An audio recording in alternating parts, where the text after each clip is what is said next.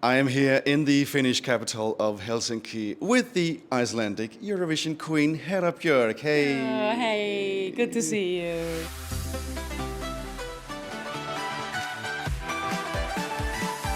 And good to see you. I mean, it couldn't be more Nordic than a Danish person and an Icelandic person being in Finland. Exactly. And why are we in Finland, you might ask? Well, it's because we arrived this morning at the Eurovision Cruise. Yes, so we had a fun cruise this year. There was a lot of the sea was a little bit I don't know what word we used to describe it. High sea, I think, something like. A lot of movement, a lot of movement. So we were like, whoa. I actually, it was my first time experiencing this kind of a performance. I had fun. Yeah, because let's just set the scene from last night. For many of you people who've been on a cruise, you know these kind of boat nightclubs. Yeah. You have different levels, and then you have a dance floor and a stage at the bottom. And you had decided, because you were beginning with Scared of Heights, you had decided to come down from the top level in high heels. In high sea, where all of us were swaying around to the waves. How was that? That was interesting. That was actually, I think it was a good way to start because it set the tone in a way. Everyone saw that I was struggling a little bit with getting down to the stage. But I had decided this, of course, without knowing about or realizing about the rocking. But it was a good, to ground myself a little bit. But it is a very strange feeling to be like in the middle of a note or like a middle of a phrase, and maybe it's a high note, and then all of a sudden you lose your legs. And what happens? The reaction is like you go, ah! So you choke a little bit. So it's just like, ah, ah. So then I just like the old trick of putting the microphone, boom, to the audience. I feel it. Yeah, exactly. No, but it was. But then I took my heels off. I just kicked off my shoes, and then I could ground myself. And then it was just like imitating Loreen the whole way. We were all doing like woo. So that was good. The Viking heritage comes alive when we are at sea, I guess. Yes, I mean, if you just really dig your toes into the deck of the ship, then we're okay.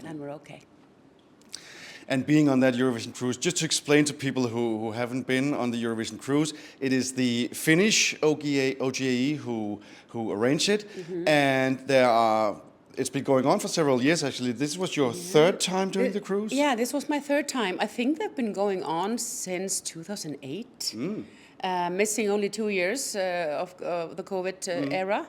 So what is that, 14, 15 years? Yeah. That's great, and it's been growing and growing year by year, and I always have so much fun. Yeah. It's just crazy. And it's so many people from different countries, and it's the Eurovision family coming together. So for everyone who haven't been on that cruise, well, look it up next year, because now it's done for this year. Yeah. But you're not done, because the reason that you stayed here in Helsinki is because that you're performing tonight here at the Hercules nightclub. And I know you said it yesterday on the ship, but how does it feel to be involved in the Eurovision family once again? I mean, it's absolutely lovely, like always. I've been looking very much forward to this. It's like you need your fix after Malmö. I was just very excited to come and meet everyone. I got a chance to meet a lot of amazing fans in Hamburg in the summer, and that was also good. It's just to step into this, like you say, like the family vibe, and just it's all about the songs, it's all about the music, it's all about the people there enjoying, embracing, sharing and caring, and it's just amazing. It's so good. And again, speaking of Eurovision family and Malmö, you are, of course, let's say, a seasoned part of the Eurovision family, because your first experience was way back in 2010, and sais, quoi is still a song that so many people resonate with and sing along. How is it for you to have that song, and when you play it, people are still full on with it. I mean, it amazes me. But that is also the power of Eurovision, because every year, when the fans and whole of Europe like gathers around and comes in front of the television, and you listen to the music, and then some people go deeper. They go into nowadays it's of course Spotify or YouTube, and they Google the artists or prior like artists or competitions, and then they find, like, they stumble upon the songs as well. But for me, it's also, I love the fact that a new generation is coming. The young fans are like, oh, this song, yeah, I've known this song for so many years, but I didn't know it was you. And it's like the circle closes in a way. But I absolutely love it, and I'm so thankful for it. I'm so proud of it also. It is such a special thing for me, and I love the fact that it is such a special thing for all of you out there as well. So thank you. If we go back to Malmö, this was, of course, your, let me think, it was the second time as a performer, and the fourth time overall? Well, the fifth time. Fifth time, yeah. Fifth time overall. The Malmö experience, I think for a lot of us, it was very intense in many ways, and it was very much, I think for us, it felt like we needed to do something actively to keep the positive spirit alive. Yeah. You know, because so many things were happening outside of Eurovision. How was it for you to come back to Eurovision this year that had so many other things around it than just a Eurovision? Well, I mean, it was challenging. Of course, there was a lot of strong emotions from all directions. For me, it in a way nailed me down to what Eurovision is for me, because I needed to ask myself that question every day, and sometimes multiple times a day. So for me, what I took out of it was that we can learn so much from this. My experience was good because I had an amazing team, and we were just all very focused on the fact that we were in Eurovision. We had a song to deliver that we all loved. And for us, it's about the music. You know, I'm brought up in 80s, 90s, I mean even 70s Eurovision. So for me, it is about the connection. The fact that I'm learning about other nations, learning about musicians, learning about languages, hearing stories from there. So for me, Eurovision is this connection. What we had this year, I think, was hard. It was like, you know, an ugly divorce in a way in families, or something like when something horrific happens in families, and we need to, you know, just get our hands on it and wrap our minds around it to solve it. And I think that's what we need to do now. But for me, I know for a fact how I want Eurovision to be, and this is not how I want it to be. But it was a good experience, though. I came home with a happy feeling, and people are like, oh, but you came last. I'm like, yes, I did. And that was an experience. I've been first, I've been second, you know, I've been sixth, I've been 19th, and now I'm last. And I could easily take the last place this year. I think it was mine from the beginning. We had, I mean, there was so much drama coming from Iceland from the beginning of all of this. So I heard the whispers. There was like, oh, Iceland, no, I mean, you're bringing a little bit too much drama this year. And that's fine. I mean, that's fine. So I was prepared for it in a way. I hoped to go to the final. That was, of course, is always our goal. But I was prepared, and I mean, I've been in this biz, so I know this is not the end. It can actually be the beginning of something fantastic, and I'm still here, you know. So I know that it's in my hands to take the song further, and that's what I'm doing. So and I'm getting booked, and so I mean, the last place, as I've been saying, the last place is just a place, and then you move on. to the next place, you know. But it was one hell of a ride. If we can call it that. We chatted yesterday as well, and you told me that you also felt for a lot of the young artists, because I mean you've tried this many times before, you know what it feels like. Yeah. But for a lot of these people who come into Eurovision, experiencing it for the first time, both with the pressure of performing in Eurovision, but also with a lot of the outside pressure. How was it for you to be some kind of, I mean, you're called mother in the fandom, but literally, how was it for you to be a mentor or you know, having these younger artists that you could give something to them? I mean, it was hard to see how some of them were struggling. I mean, because it is a huge thing for a young artist to go on this big stage. It is such a big, a lot of attention. How to say? It's the biggest spotlight, one of the biggest in the world. So I had a lot of empathy for them, because I know how I felt, and I've been there. Like, that was my superpower this year, was my experience. But I mean, they were shining through this. I think everyone was very focused on just delivering the music, like keeping the love, keeping, how do you say, the showing strength by showing up and doing what you signed up for. And they all did that. And because of this, I think all of us got more like intimate connections. We went down to deeper levels. In the pre-parties, we were all like, you know, really supporting each other. And I mean, I was just there. We were chatting online on WhatsApp and on Instagram, so they knew that they could come to me. Some of them did. Some of them didn't need to. I mean, all of us have amazing people in our teams. But for me, I was just there. I mean, giving them warm smiles, giving them hugs if they needed them. Just, you know, a little bit like, it will be okay, kind of. Because we've gone through such horrible times, like in the history of humanity. So, and in our lifetime, we've seen a lot of horrors, because we've got so much information flow through the media and the social media. So I think we just have to follow our hearts. And I think they did that amazingly. Some were very outspoken. You can say, I mean, you choose a side or you choose not to choose a side.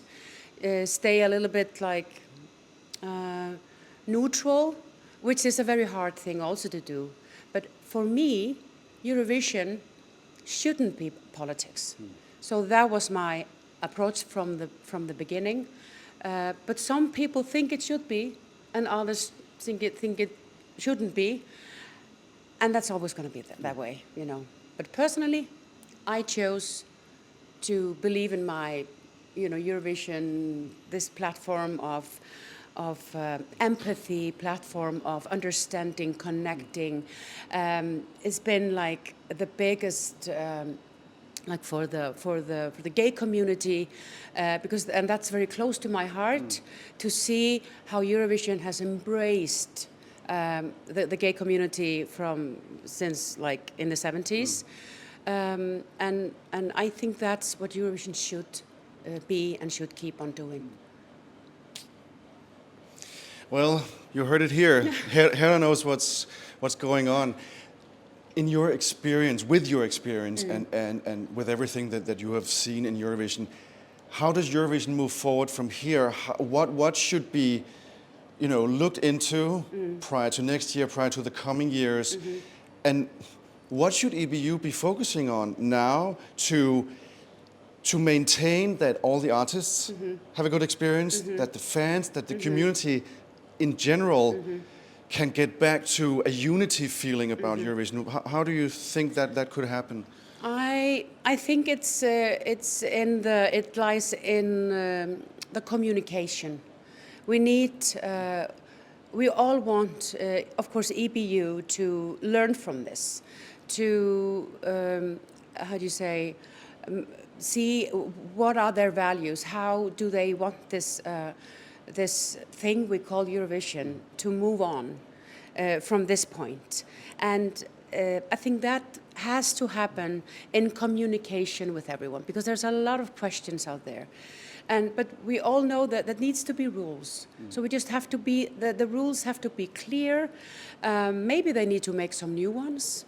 Maybe they need to tell the countries that they can maybe step out for 1 year, because you can't like say, oh, I'm gonna sit by this year, because then you have to apply for it again, and it's a procedure. But if there is like I'm throwing in the towel for now because I have troubles at home, or finance is not good, or whatever it is, with the possibility of coming back next year. Something like that, finding solutions, communicating, having discussions, something like a convention with the fans, with the prior contestants, with the people in charge, with delegation hosts and the hosts, everyone, so that we bring everyone to the table and get something amazing out of this. I think that could also be something that, and could be bring this up to a new level, and make everything, like the vision is clear again.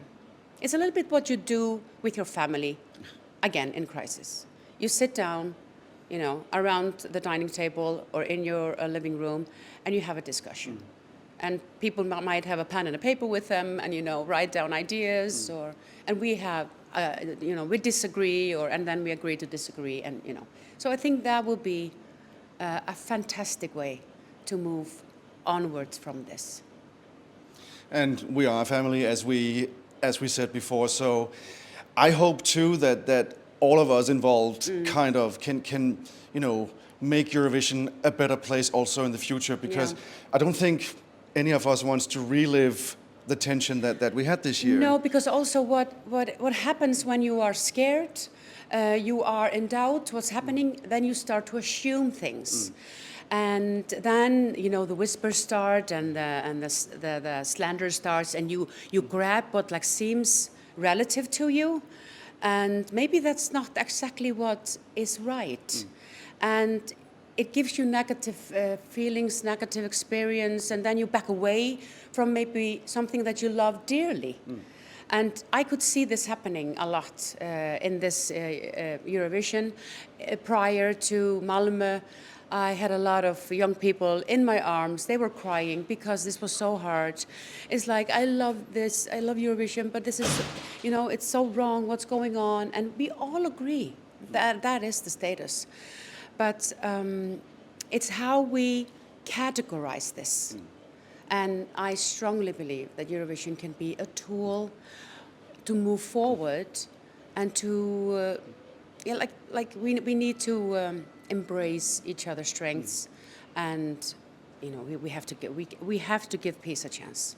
That's what we have to do, and we always do that in Eurovision. Yes. And on a lighter note, because this feels very heavy, and it's also, normally when we... It's good to talk about that. It is good to talk. It's self-cleansing, Yeah. But on a lighter note, now as we talked about, you're performing here tonight. Yeah. What are the future plans for you in moving forward from here? Yeah, I have my Icelandic gigs coming up. Christmas is just around the corner, so I've started planning that in Iceland. I have a few OGA gigs in Denmark. In Denmark, looking forward to that. Also, a few bookings already in the spring, and I'm hoping to be going to Australia. Yes, there are still a little bit like, are we gonna be able to make it work? But it looks positive. So hopefully Australia. I'm coming finally.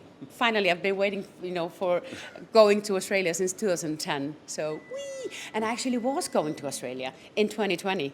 But then, Yeah. So hopefully, and so I'm looking very much forward to that. But I know that, gigs are coming because you always you want to bring me back. You want your je ne sais quoi. So, and I love it. So, I know I'll be around. and it is so good to have you around. And first of all, I'm looking forward to seeing you again tonight here in Helsinki, Yeah. and again in November Yeah. in Copenhagen. I'll be there. And who knows? I mean, Who knows? in the circles of Eurovision in the spring, and good luck with Australia Thank you. if you get to that. Yeah. And first of all, I want to say thank you for again being such a big part of the Eurovision community. As you say, people like you are the staples that we come back to all the time. Thank you. And it's so nice to see that you enjoy it I as love much it. as I love it. as much as we do. Yeah, I so, do. Hera, good luck with tonight, and see you around in the circles. Thank you very much. Thank you. Lots of love to all of you.